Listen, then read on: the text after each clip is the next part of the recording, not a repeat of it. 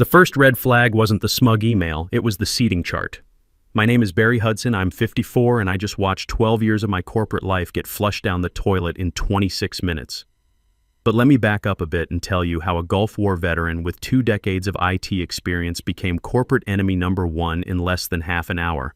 After more than a decade in the same office at Pinnacle Supply Solutions, they moved my desk from the climate-controlled server room where I could monitor everything to some windowless corner in the basement next to the new hire's ring light setup. No warning, just a Slack message on my screen that said, "Excited for your vintage perspective from the new space." Vintage perspective. Like I was some antique dealer instead of the guy who kept their entire digital infrastructure from collapsing for 12 years straight. I didn't complain. I didn't slam any drawers or call anyone names. I just packed up my Navy coffee mug, my backup drives, and my small cactus named Spike and moved downstairs. Same way I'd been handling things since 2012. Quietly, efficiently, no drama. See, I'm not the type who needs constant praise or corner offices. I need stability, routine, and a decent chair that doesn't squeak when I lean back to troubleshoot a crashed server at 2 a.m. What I got instead was Spencer Walsh, our new VP of Digital Innovation, fresh out of some coastal MBA program with a podcast about disruption and an unhealthy obsession with buzzwords. This guy was 31 years old, called our legacy IBM AS400 systems technological fossils, and thought our custom middleware was quaint. He wore $200 sneakers to board meetings and brought kombucha to staff lunches. Still, I gave him a fair shot.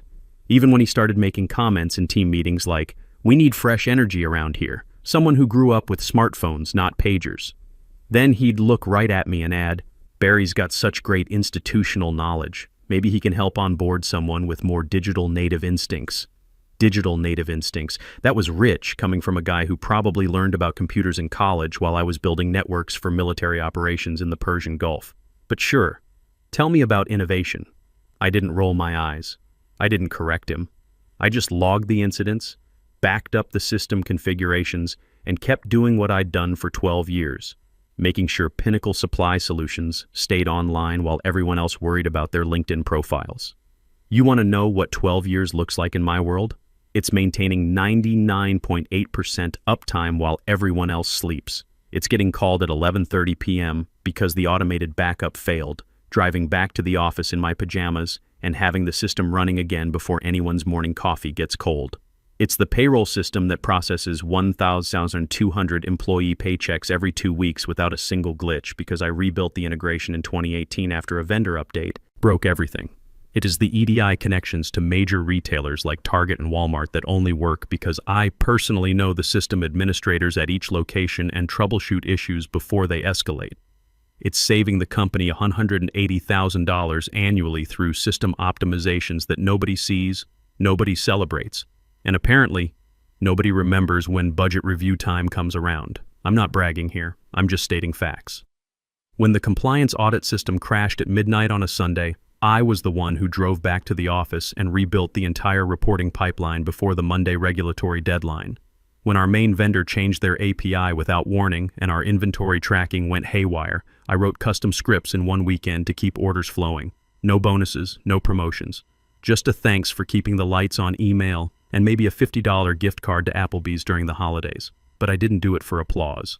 I did it because someone had to care, and if I didn't, nobody would. That's how it works with guys like me, the invisible infrastructure, the ones who stay calm when everyone else is losing their minds in glass conference rooms. My son, Alex Hudson, who's 21 and studying computer science at Arizona State, sometimes asks me why I put up with it. "Dad," he'll say when he's home from college, "you could make twice as much consulting. Why do you stay?" The answer was simple. Loyalty. Old-fashioned, probably stupid loyalty to a company that had given me steady work and decent benefits for over a decade. I believed that dedication mattered, that showing up every day and doing excellent work would eventually be recognized and rewarded. I was about to learn how wrong I was. The morning of February 14th started like any other Tuesday. I got to the office at 7:15 a.m., same as always, grabbed coffee from the break room, and settled into my basement corner to review the overnight logs. Everything looked normal, servers humming along, databases syncing properly, no critical alerts. Around 10 a.m., I noticed Spencer walking through the office with Patricia Wells from HR, both of them carrying tablets and speaking in hushed tones. They'd stop at various desks, point at computer screens, and nod knowingly. Spencer was wearing his disruption consultant face, the one he practiced in mirrors. At 11:30, they stood outside my cubicle for about 3 minutes, just watching me work. I could feel them there, but I kept my eyes on my screen and continued updating firewall configurations. When I finally looked up, they'd moved on to hover around Sophia Martinez, our junior systems analyst. Sophia was 26, sharp as a tack, and one of the few people in the office who actually understood what I did for a living. She'd been shadowing me for the past 6 months, learning the intricacies of our hybrid legacy modern infrastructure. If something happened to me, she'd be the only one with even a basic understanding of how to keep things running. At 2:21 p.m., my world changed forever. A calendar invite popped up on my screen at exactly 2:21 p.m. Subject line, quick strategy chat. Time, 2:47 p.m. That gave me exactly 26 minutes to prepare for whatever fresh hell Spencer had cooked up. No agenda, no background, no meeting description. Just a smiley face emoji and the words, "Looking forward to connecting." Like we were old college buddies planning a weekend barbecue instead of whatever corporate execution he'd planned. I don't do ambush meetings, never have, never will. In the Navy, we called it proper planning prevents poor performance. You want my time? You schedule it 3 days ahead and bring bullet points, not this sunshine and rainbows nonsense. But I showed up anyway, because that's what professionals do. That's what guys like me do. Conference room B smelled like burnt coffee and bad decisions, same as always. The air conditioning hummed with that industrial white noise that makes you feel like you're trapped in a fluorescent-lit purgatory. Spencer was already there, leaning back in his ergonomic chair like he owned the place, which technically he did now. His laptop was open, displaying what looked like an organizational chart covered in red X marks. Patricia Wells from HR sat in the corner, clutching a manila folder like it contained nuclear launch codes. She was blinking too fast and had that deer-in-headlights expression that HR people get when they're about to ruin someone's life but want to pretend it's a positive career development opportunity. "Barry!" Spencer said, stretching out my name like we were old buddies. "Thanks for making time. I know you're busy keeping our systems running smoothly." The word "our" hit differently now. Like he was already planning my replacement. "First off," he continued, shifting into his corporate speak mode, "I want to thank you for everything you've done here. Truly. 12 years of dedication. That's incredible in today's fast-paced environment." I nodded, waited. When someone starts with gratitude that sounds like a performance review, the hammer's about to drop. I'd seen this movie before, just never from the victim's perspective. "We've been looking closely at department structure," Spencer continued, clicking through slides on his laptop. "Analyzing our technical debt, evaluating our human capital allocation, optimizing for maximum digital transformation velocity." More buzzwords. I could have made a drinking game out of this conversation and been unconscious by the third slide. The reality is we're heading into a new phase. Cloud-first architecture, AI-integrated workflows, DevOps, cultural transformation. We need team members who can really lean into next-generation thinking. Next-generation thinking, right? Because apparently 12 years of keeping their lights on and their paychecks flowing was old-generation thinking. "So we've made the decision to bring in someone with fresh energy," he said, not quite making eye contact. "Someone who can bridge the gap between our legacy infrastructure and our digital future. Someone more digitally intuitive." Digitally intuitive, that was a new one. I'd been building and maintaining digital systems since before this kid discovered Wi-Fi, but apparently my intuition was outdated. Patricia jumped in, her voice shaking slightly. "We have a transition package that we think is very generous, Barry. Full severance, extended COBRA coverage, outplacement services, and of course we'll provide excellent references for your next opportunity." She was reading from a script. Probably the same script they used for every middle-aged employee they'd decided had outlived their usefulness. I held up my hand. Not rude, just definitive. The way you stop traffic or halt a conversation that's headed somewhere you don't want to go. "Let me save us all some time," I said, my voice calmer than I felt. "You've made your decision, and now I've made mine." Spencer blinked. "Well, just to clarify, This isn't completely finalized yet. We still have some paperwork to process, transition planning to discuss. I'm not contesting it, I replied. You want someone younger, more digitally intuitive, more aligned with your vision. I understand. Thank you for the opportunity. The room went dead quiet.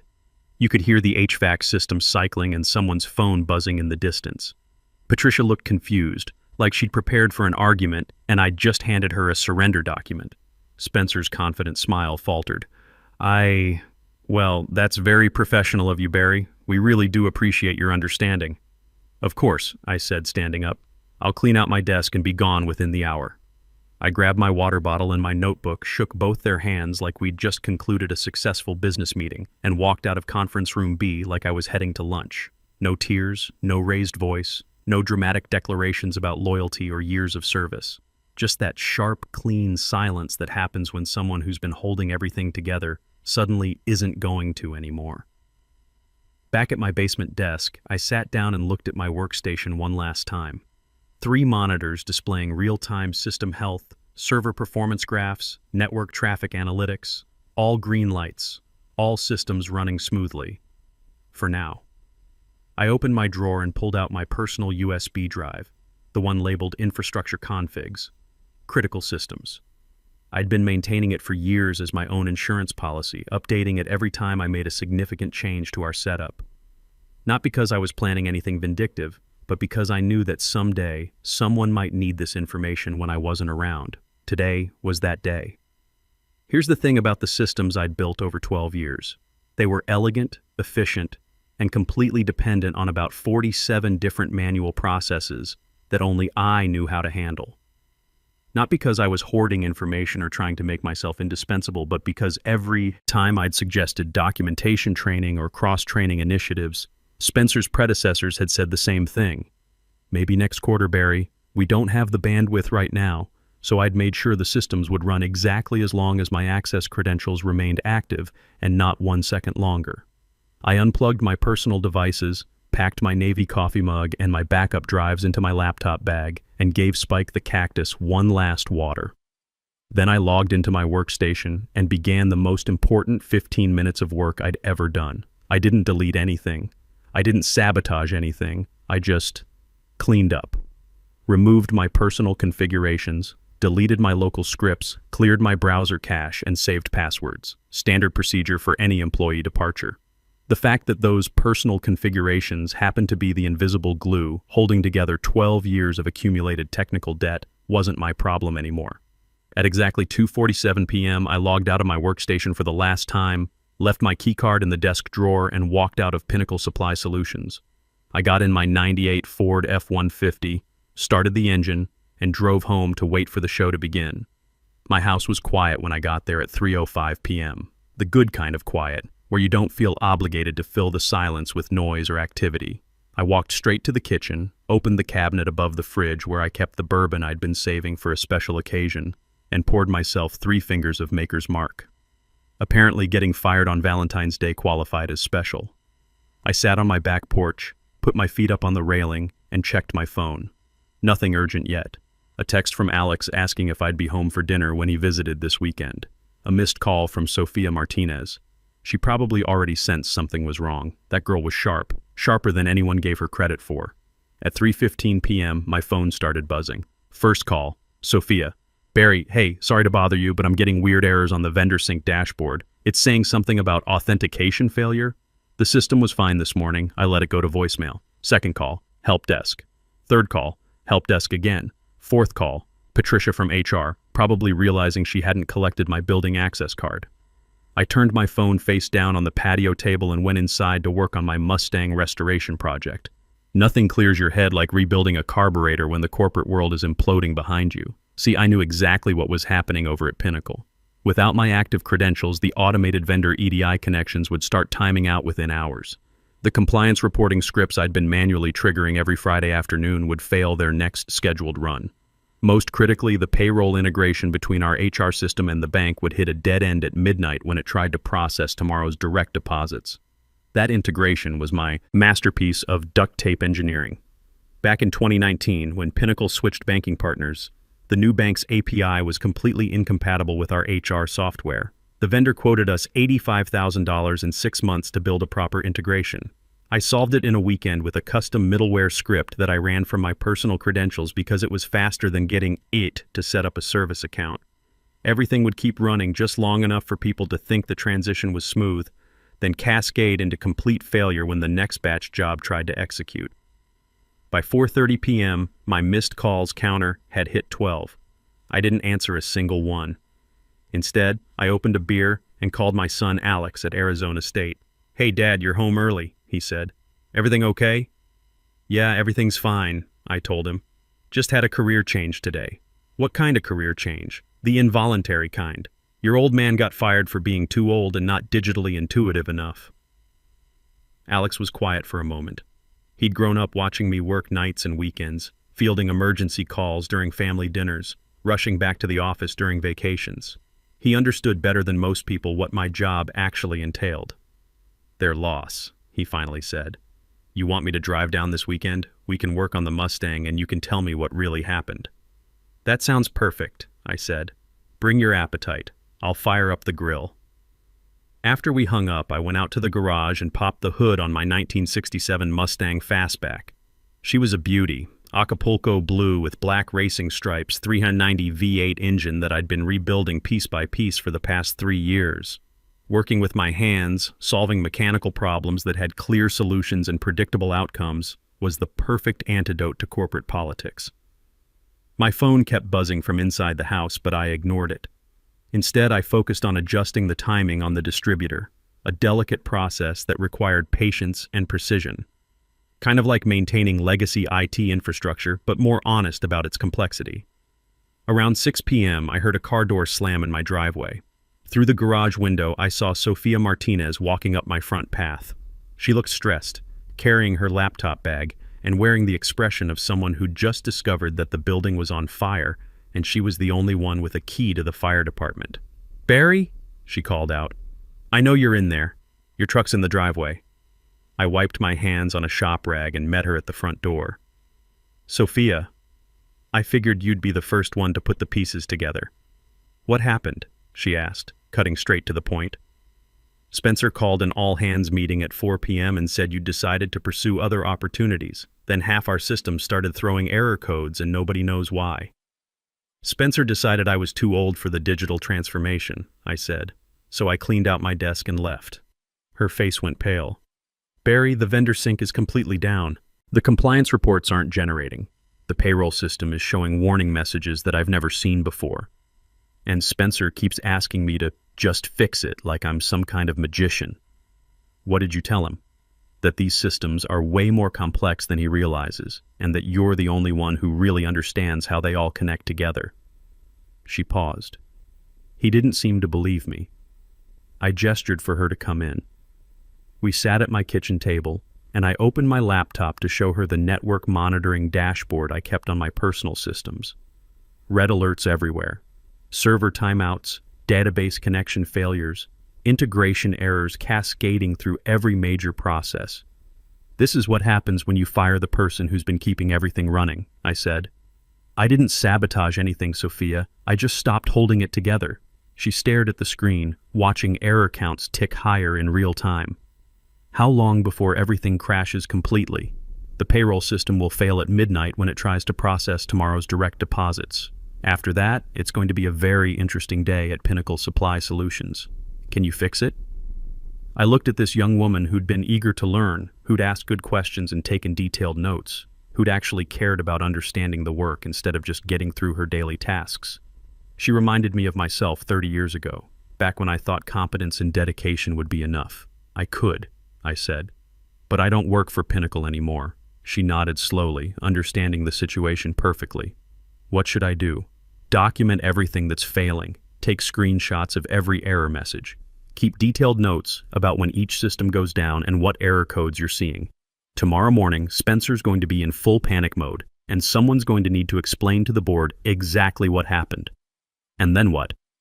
I smiled. "Then you're going to learn about the wonderful world of emergency consulting rates." Sophia left around 7 p.m. with a printed copy of my system architecture notes and a clear understanding of just how deep the hole was about to get. I made a simple dinner, watched the sunset from my back porch, and went to bed early. At 11:47 p.m., my phone started ringing with calls from numbers I didn't recognize. I turned it off and got the best night's sleep I'd had in years. Wednesday morning, I woke up at my usual 6:30 a.m., made coffee, and checked the news like it was any other day. The difference was, for the first time in 12 years, I wasn't worried about server alerts or overnight batch job failures. That was someone else's problem now. My phone showed 47 missed calls and 23 text messages. I turned it back off and went out to work on the Mustang. Around 10 a.m., a car I didn't recognize pulled into my driveway.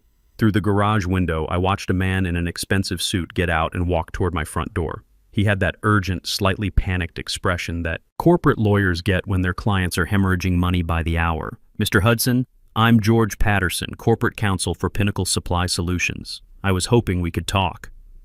I wiped my hands on a shop rag and invited him into my living room. He looked around at my comfortable, lived-in space, the opposite of those sterile corporate conference rooms we'd both spent too much time in. "I'll be direct," he said. "We're experiencing some significant technical difficulties that require your expertise." "I gathered that from the 47 missed calls," I replied. "The payroll system failed at midnight. 200 employees didn't receive their direct deposits this morning. The vendor integration platform is completely down. Our compliance reporting system hasn't generated a single report since yesterday afternoon." I nodded sympathetically. "That sounds serious." "Spencer tried to bring in an emergency IT contractor," George continued. "They took one look at your infrastructure setup and said they'd need at least 2 weeks just to understand how everything connects together." 2 weeks sounds optimistic," I said. George leaned forward. "Look, Barry, I won't waste your time with corporate speak. We made a mistake. A big mistake. We're prepared to bring you back with a significant promotion and salary increase if you can help us get through this crisis." I walked to the kitchen and poured myself another cup of coffee. "That's very generous, George, but I don't work for Pinnacle anymore. We understand that. But we're prepared to make this worth your while." "I'm happy to consult," I said. "Emergency infrastructure recovery starts at $525 per hour. Minimum engagement, 30 hours. Paid in advance." The silence stretched out for a full 30 seconds. I could practically hear him calculating the cost in his head. That's $15,750 just to get started." "That's correct. Plus, I work remotely. I'm not setting foot in that office again." George pulled out his phone and made a call. I couldn't hear the other side of the conversation, but from his expressions, it involved a lot of uncomfortable explanations to people who weren't used to being held hostage by their own infrastructure. 25 minutes later, my business account pinged with a wire transfer notification. I opened my laptop, cracked my knuckles, and logged into Pinnacle's systems remotely for the first time in 24 hours. It was worse than I'd expected. Someone had tried to fix the payroll issue by manually running database queries and had corrupted half the employee records. The vendor integration wasn't just down, it was actively spreading error messages to every connected system like a digital virus. The compliance system had given up entirely and was just displaying a sad face emoji where the reports should be. But the real beauty was what Spencer had done to try to solve the crisis. In his panic, he'd attempted to restore from backup without understanding that our backup system only covered the databases, not the custom integration scripts that made everything work together. It was like trying to fix a car engine by replacing all the bolts but leaving out the pistons. I spent 3 days methodically rebuilding what had been destroyed, documenting every process in excruciating detail, and training Sophia Martinez on the critical procedures. She was a fast learner and didn't waste time with ego or politics, just absorbed information and asked smart questions. On Friday afternoon, George called again. "Barry, the board would like to discuss bringing you back permanently. Vice President of Infrastructure Operations, 45% salary increase, full benefits package, stock options." I was in my garage, installing new brake pads on the Mustang. The work was honest, straightforward, and completely under my control. "That's very generous, George, but I'm happy consulting. The board is prepared to go higher. We could make it 60%. It's not about the money, I said, wiping grease off a socket wrench. It's about respect. You had 12 years to show me that respect, and instead you let some MBA kid with a podcast convince you I was obsolete. He was quiet for a moment. What happened to Spencer? Last I heard, he's been reassigned to special projects, George said diplomatically.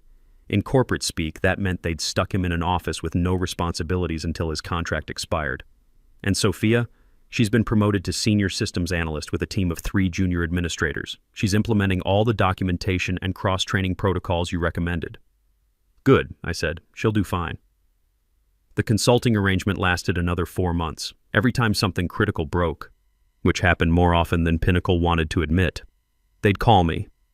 I'd fix it remotely, send an invoice, and go back to my real life. Eventually, Sophia and her team got confident enough to handle the day-to-day operations. The emergency calls became routine maintenance requests, then occasional questions, then nothing at all, which was exactly what I wanted. These days, I spend my mornings working on restoration projects in my garage. The 67 Mustang is running like a dream, and I've started on a 73 Bronco that'll be my winter project. Afternoons, I help coach the robotics program at the local community college. Turns out young engineers actually appreciate learning from someone who understands how complex systems really work. And yes, I still do consulting work, but now it's on my terms, for clients who value experience over buzzwords, competence over corporate politics. Alex Hudson graduated last month with his computer science degree and got a job at a tech startup in Austin. He calls every Sunday to tell me about the problems they're solving and the systems they're building. Sometimes he asks for advice about dealing with managers who don't understand technology. I tell him what I learned the hard way. Respect isn't automatic, but competence is undeniable. Sometimes I drive past the Pinnacle building on my way to pick up parts for my current project. The parking lot looks the same, the lights are still on, everything appears normal. But I know what's different now. They understand the real cost of throwing away experience because someone seems inconvenient for your corporate vision. The system doesn't care about your age, your background, or your management philosophy. It only cares about whether you know what you're doing. And after 12 years of keeping their digital world spinning, I definitely knew what I was doing. The real victory wasn't the consulting money or watching Spencer crash and burn. It was finally getting the respect I'd earned, even if it took losing me for them to figure it out. That's worth more than any salary they could have offered.